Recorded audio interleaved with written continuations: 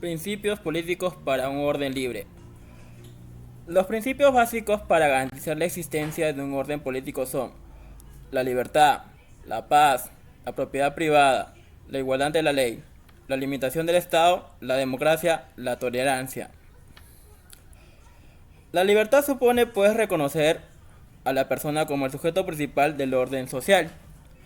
Pero para que el orden sea posible y la supervivencia quede garantizada, los principios deben salvaguardar no solo a una persona determinada, sino a todas. Por eso, otro principio político fundamental de la libertad se refiere a la paz. Esto es la convivencia pacífica. Para que todos los hombres sean libres, se requiere ante todo que sean igualmente libres. Es necesario asimismo que no se agredan entre ellos, que no afecten sus derechos y que no suceda haya un sistema de detección de infracciones a la libertad y a la paz ajenas, así como un sistema de sanciones proporcionales a las faltas cometidas. Una de las principales fuentes generadoras de derechos es la propiedad privada. Los derechos en general semejan una extensión del principio de la propiedad privada a campos no estrictamente materiales.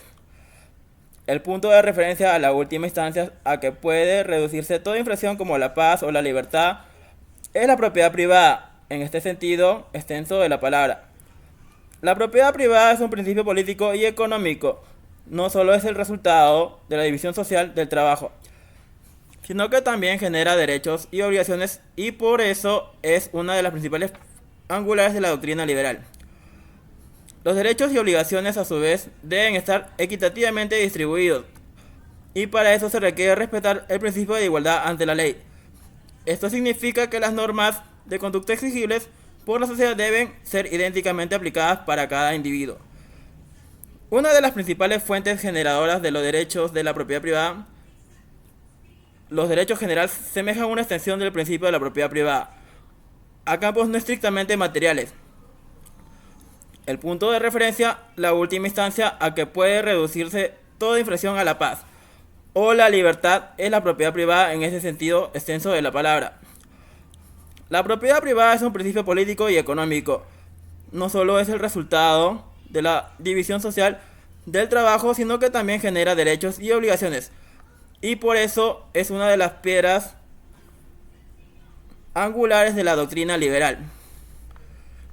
Los derechos y obligaciones a su vez deben estar equitativamente distribuidos, y para eso se requiere respetar el principio de igualdad ante la ley. Esto significa que las normas de conducta exigibles por la sociedad deben ser idénticamente aplicadas a cada individuo. Cada uno contribuye en distinta medida con los demás miembros de la comunidad, y en un régimen de libertad son ellos los que deben decidir cuánto retribuyen a sus semejantes por bienes o servicios que le suministran a cada quien. El proceso de mercado es el mecanismo más eficaz para la asignación de los recursos, pero la igualdad ante la ley es el principio que impide que en ese proceso alguien tenga ventajas derivadas del uso de la fuerza. Esto que puede obligar por medio de ella a los demás a contribuir con su particular posición más de lo que ellos lo harían, en caso de poder escoger la libertad. No puede haber progreso ni bienestar si no hay retribución por los esfuerzos de las personas y una retribución mayor por los esfuerzos más eficientes. La igualdad ante la ley permite que todos se sujeten en igual medida a las mismas normas generales de recta conducta y que todos contribuyen entre sí libremente para la mejora mutua. En las sociedades complejas, sin embargo, el número de miembros de la comunidad es tal que puede haber quienes se fijen fines antisociales, pretendiendo infringir el principio de la igualdad ante la ley y los derechos ajenos. Para evitar que esto suceda y remediarlo apenas se pueda, la sociedad concreta a los poderes coercitivos de represión de la conducta antisocial. El Estado, dice Mises, no es un mal necesario, sino que es un bien esencial para la convivencia pacífica y el mantenimiento del orden civilizado. El Estado, sin embargo, al disponer del derecho del uso de la fuerza, puede caer en la tentación de hacer uso legítimo de la misma.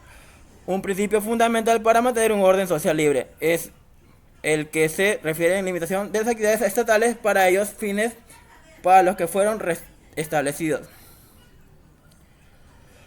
Los poderes del gobierno deben limitarse para garantizar sobre sus prerrogativas los derechos de la propiedad de los individuos de la igualdad ante la ley que los coordina.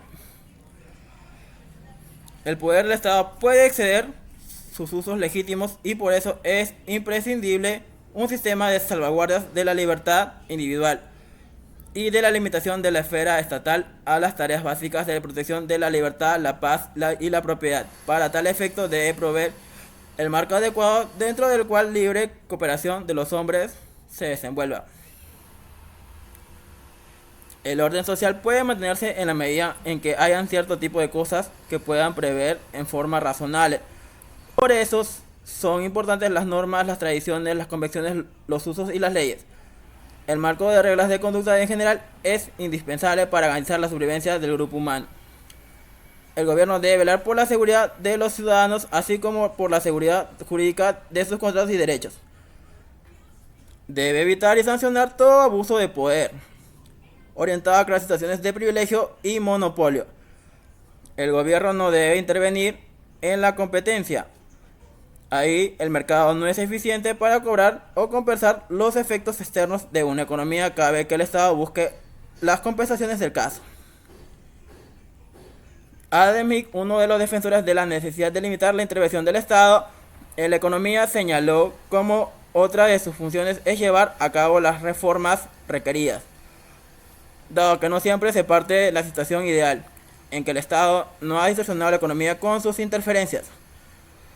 Los ancianos, los limitados, los niños pueden también quedar protegidos bajo el ámbito estatal, en la medida que estas atenciones no se realicen con fondos obtenidos contra la voluntad de los ciudadanos. La mejor forma de intervenir en ayuda de los necesitados es a través de subsidio directo de los individuos en cuestión, por medio de sistemas de participación competitiva en el sector privado, para que los ciudadanos puedan expresar su voluntad sobre cómo destinar los fondos públicos. Se requiere un sistema de elección de autoridades que representen las preferencias ciudadanas.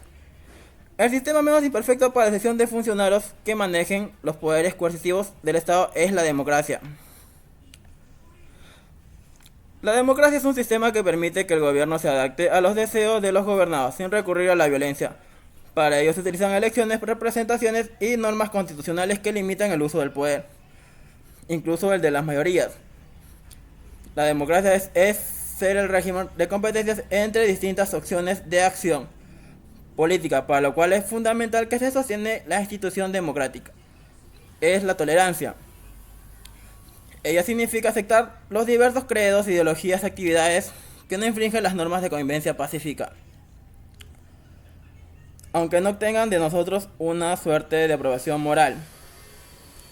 La tolerancia es la base de la discrepancia pacífica y esta a su vez el fundamento de la democracia, de la paz y de la libertad. Ninguna democracia se podría mantener si los ciudadanos no comparten una cultura tolerante.